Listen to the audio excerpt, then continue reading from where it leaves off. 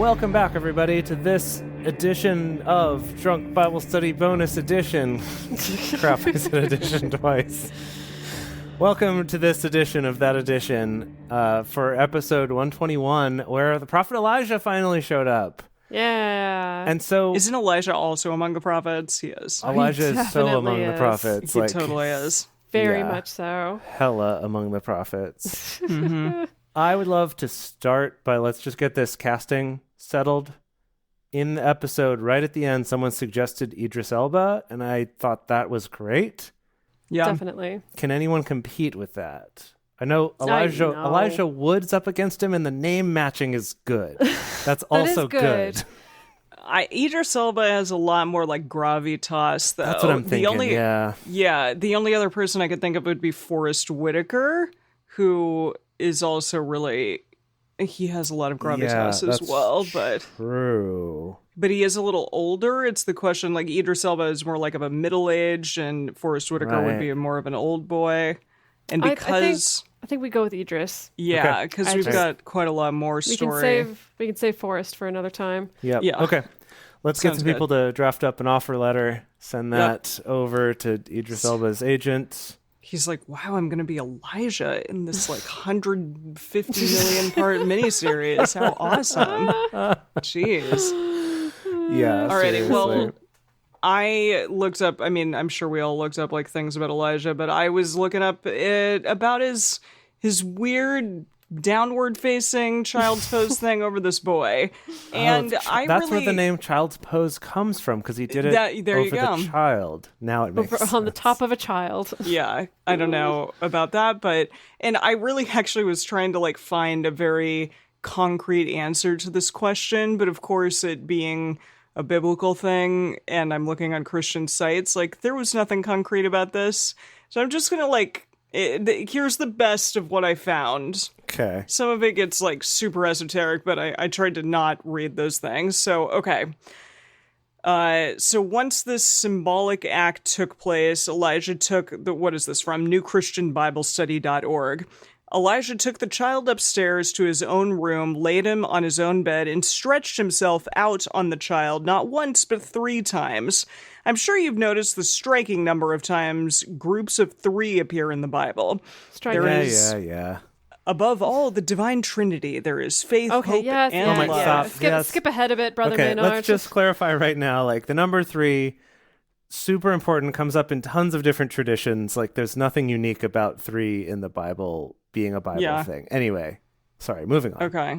No, that was what I had from this specific one. So we'll just move on to the next one. The 3 was the important part? Well, yeah, that was like basically, I didn't really even have anything else to say about that. It's like no one's questioning the oddness of this? I know. Yeah.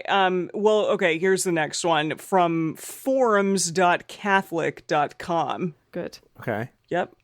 So stretching out the body out of the body symbolically, maybe that is total commitment to prayer, which is more than just symbolic. 3 times recalls Elijah's persistence in belief compared to his remaining in prayer until the drought ended. Did he remain in prayer until the drought ended? Oh, I don't know. Okay, so this might be me being a little bit conspiracy theorist here, but okay. The idea of this grown man Elijah stretching out on top of a small child in his bed makes me feel uncomfortable. Yes. A little bit, yeah. And the fact that these things you're looking up all like really focus on the number 3 and just that he did it 3 times feels a little bit like but look over here at this other thing. Like, don't look at that. Yeah, don't pay attention to those uncomfortable feelings that you have about a grown man getting really close to a small child. Just focus on other things. Well, I have one more. What is this? Witzend.me. Wit? Oh, Witsend? like Witsend. End. Okay. Yes. Witsend. Oh, you're like sending wit across the internet. Exactly. With a Z. With a Z. Wits End. So, okay. Yeah, okay. This one also says, not only did Elijah pray, but he did a very strange thing. He stretched himself out over the boy 3 times. Why did he do that? What Elijah did was full of symbolism. First, it applies to the church. And then all this crap. So all of them are just like 3 things. It's 3, everybody. But, okay, and then it says, secondly, on a personal level, when Elijah prayed, he prayed with his whole being, mind, soul, spirit, and body. His whole being was concentrated on reviving the boy. A lot of people pray for spiritual revival, but they don't go beyond words. They don't stretch so much as their little finger to revive one's soul in the ditch of sin. Even if the soul is their own. That's good. That's good. The ditch of sin. I like that. In stretching himself out over the boy, Elijah gave himself wholly to the work at hand. That's it. That's what I found. It was well, like, at least one person acknowledged it was strange. Yeah, I mean, it definitely said that. And in multiple places did say that it was strange, but that we shouldn't focus on the strangeness of it. We should instead focus on the number 3 and how, like, committed Elijah was. Right. I wanted it to be like, this is a metaphor, not a metaphor, but like they're basically saying that he's giving him the Heimlich maneuver, not the Heimlich, he's CPRing him. Yeah. He's CPRing him, but no one said that, so whatever. So it was strange. I did just real quick, I did find one article on JSTOR that I don't have access to because it's JSTOR, and they love to keep things behind paywalls. Okay. But like it's the same theories we came up with of like maybe it warmed the child or was like some kind of CPR or something. So it just seems like no one really knows. Yeah. I did wonder if maybe if we imagined the stretching out being kind of like his body was perpendicular to the boy, sort of praying over it. That makes me feel more comfortable than him being like the same lengthwise bowing as over the boy. The child. Yeah. So maybe we go with that in our movie version. Does that sound good? Can we all agree on that? Yeah, why don't we just like internally go with that? And Okay. Yeah, we're going to push away the other things. The other feelings. The long tradition of just ignoring that. Well, can I talk about Obadiah? Yeah. Oh, yeah. Our friend Obadiah. So I totally forgot about this, but there's a book of Obadiah that we'll be reading at some point. Right. Really? Yeah, I forgot about that too. Some traditions suggest that it's not the same Obadiah, but a lot of other traditions are like, nah, this is the same Obadiah. He got the gift of prophecy because he hid all those prophets. Oh, cool. I see. That he did this good deed. Now, it's interesting. I found a lot of articles talking about Obadiah kind of being a role model for when, for instance, you're working in a job that's maybe a little bit evil. Or you're working in an organization whose values don't quite match with your own. Evil? Like you're working for a big bank or an insurance company or something. Yeah, okay. And about how Obadiah, even though he was working for this kind of evil regime, he found ways to still maintain his faith and also be a little bit, subversive in that regard. Yeah, which I thought was interesting. And also, Obadiah, this name corresponds to like the name Abdi, which is a Turkish name, and also Abdullah, an Arabic name that I think I've seen pretty frequently. That corresponds to Obadiah. I did want to share with you, a couple things. In the Christian tradition, he's a saint as well. He has his own saint day and stuff like that. But I want to share this wonderful etching with you. And I will be sharing this in our Drunk Bible Study Fans and Fellowship Facebook group. I've noticed that the Dedeker really loves sharing visual-based content on this podcast. Yes, but on this audio-based medium. I get That's true. We're going to do our best to try to talk about it. But, paint a word picture. I get it. We're also going to post it in places where people can see it. So just calm down. Okay. So this is an etching by Otto Elliger.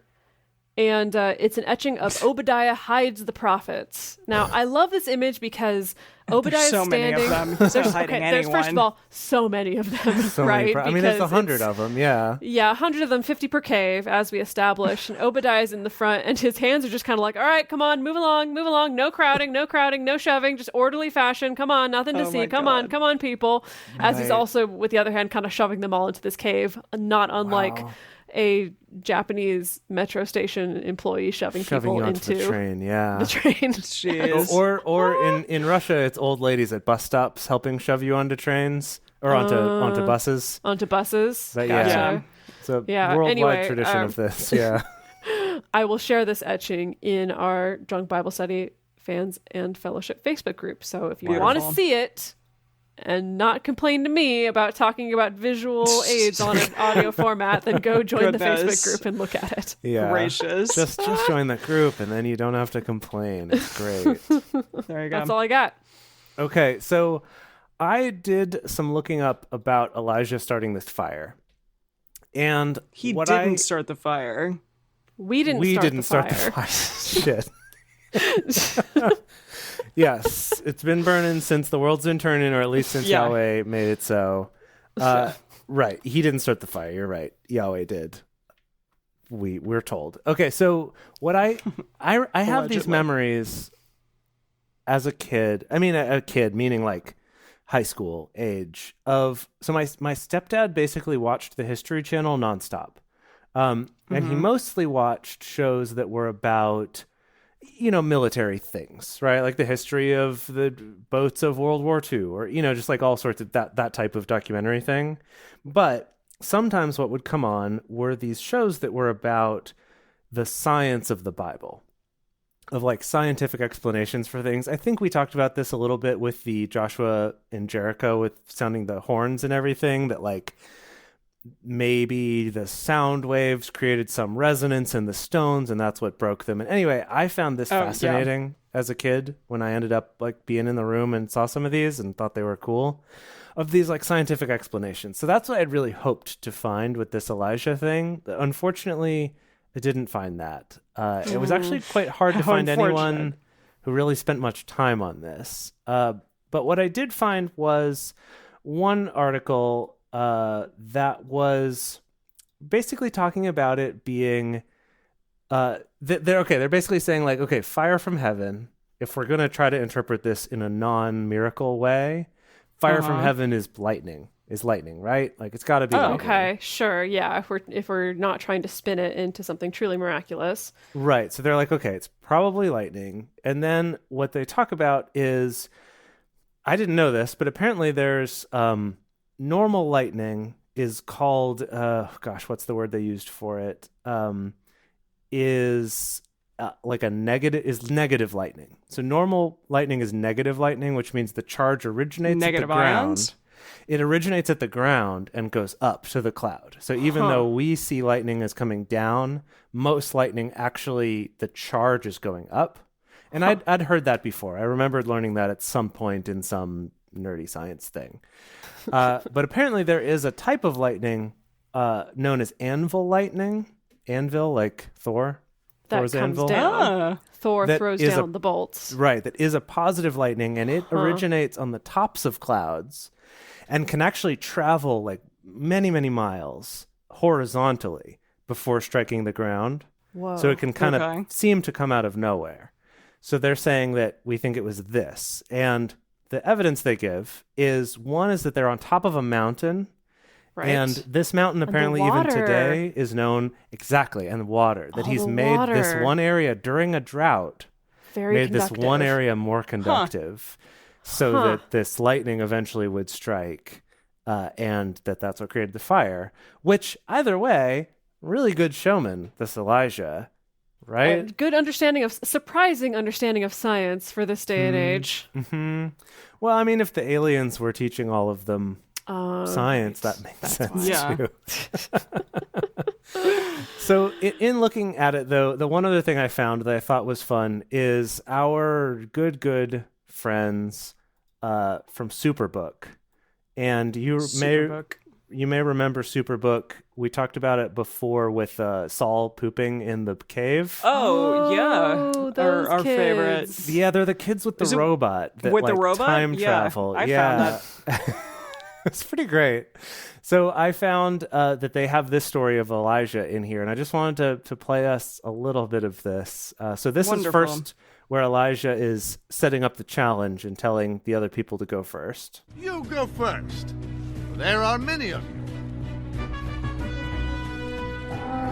Now, these prophets of Baal have the wildest beards. They look like a bunch of beads all strung together or something. Like some beaded drapes hung across their faces. It's very, very weird. I'll have to post a link. Yeah. Is this the I'll have to post a link to this in the Drunk Bible Study Fans and Fellowship so everyone can watch this. Okay. Is this the ox or the bull? Yes, exactly. They cut up the bull, they put it on the altar, and the Baal prophets, dance and sing. They play some cool drums. And then Elijah comes out. So here he is coming to mock them while the children and the robot are kind of sitting by. Now, weirdly, in this one, they are in the scene. Like, they're participating in the scene, too, and no one seems to be concerned about this robot here. There's further proof that the aliens were commonplace at this time. But, definitely. They were like, So this is Elijah mocking the prophets of Baal. Pray louder! There must be a god! Maybe he's daydreaming! Using the toilet! Or traveling somewhere! Oh, they hate it. Yeah, they're so mad. So upset. Or maybe he's asleep! Shh! And you have to wake him up! Weirdest delivery Such of that voice acting. line ever. Wow, So we weird. got it. Yeah. That was the take they went with. Yep. Okay, and then finally Elijah gets his turn after they fail. And here's where the kids get involved. He recruits the kids to actually pour the water all over it. Oh. Fill 4 large jars with water, and pour the water over the offering and the wood. Here's the kids pouring these jugs. As all these adults just stand by watching these children Yep. doing all the labor. And the Do robot. the same thing again. Look at this guy. Oh, those idiots. That thing is soaking wet. There's no way this will ever catch fire. Now And the do girl it that's with him just sort of like third looks time. away from him, embarrassed. Okay, yeah, and then we all know the rest of it. It's like a huge fireball that like explodes, and Whoa. he's like kneeling there praying while it's like blasting him backward in his kneeling position. Jeez. It's pretty wild, but No, I do remember watching yeah. an animated version of this story in my Christian school. on Oh, really? YouTube, if you look this up, like Elijah and the fire, there's like 20 different animated versions of this. It's wild. It's a very visually compelling story, right? That's true. I get it. Yeah. Very easy to set that up for kids to remember it. Yeah. Like Wow. so many different, several like 3D animated ones, a ton of 2D animated ones, like so many animated versions of this story. It was wild.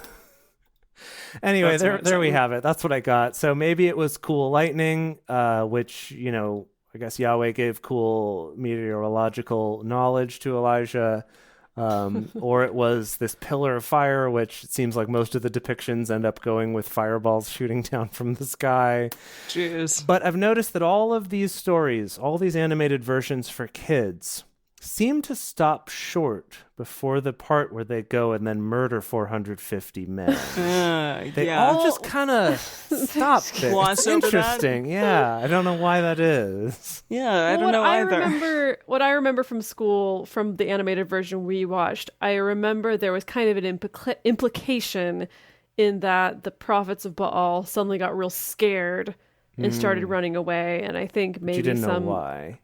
Well, no, we knew why because we read it. Okay. We learned the story. They taught us the story. They didn't gloss over that part, surprisingly. But I guess they just, in a kid's film, didn't want to actually animate that.